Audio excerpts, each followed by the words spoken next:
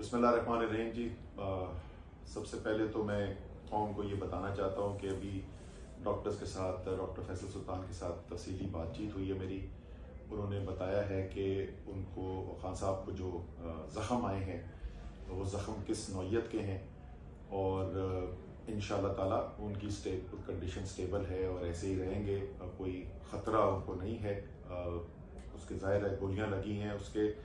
Pallets लगे हुए बहुत सारे, तो ये कहना मुश्किल है कि वो 2 हैं या 3 हैं, लेकिन उनकी टांग के नीचे वाले हिस्से भी लगी है, हड्डी पे भी चिप हुआ है और ऊपर रान के अंदर भी उनको ये गोली लगी है। लेकिन अल्हम्दुलिल्लाह डॉक्टर्स ने उनको देख लिया है, CT स्कैन हो गया है और OR के अंदर इस वक्त हैं, वो अल्हम्दुलिल्लाह स्टेबल है। मेरे ख्याल में अब किसी भी शख्स को ये अगर शक था तो वो शक दूर हो जाना चाहिए कि इमरान खान जो बार बार ये बात कहते थे कि मैं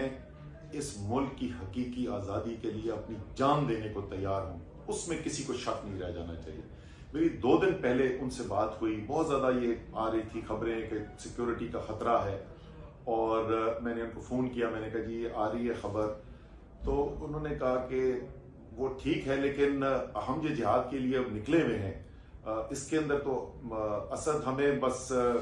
अल्लाह पर ईमान रखकर अल्लाह के ऊपर छोड़ना चाहिए। वो अल्लाह ताला हमारी हिफाजत करेगा और मुझे यकीन है, ये मैं दिल से, मैं हमेशा से मानता हूँ, अल्लाह ताला का साया है इमरान खान के ऊपर। इंशाअल्लाह ताला उसने भी बहुत बड़े बड़े काम कराने इस मुल्क के लिए इमरान खान से,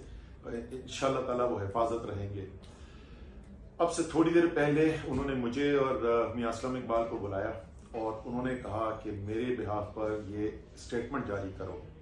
क्योंकि वो कह रहे हैं कि मेरे पास पहले से भी कुछ इन्फॉर्मेशन आ रही थी जिसका हमें पहले पता नहीं था, लेकिन उन्होंने ये कहा और उन्होंने कहा है कि 3 लोगों के ऊपर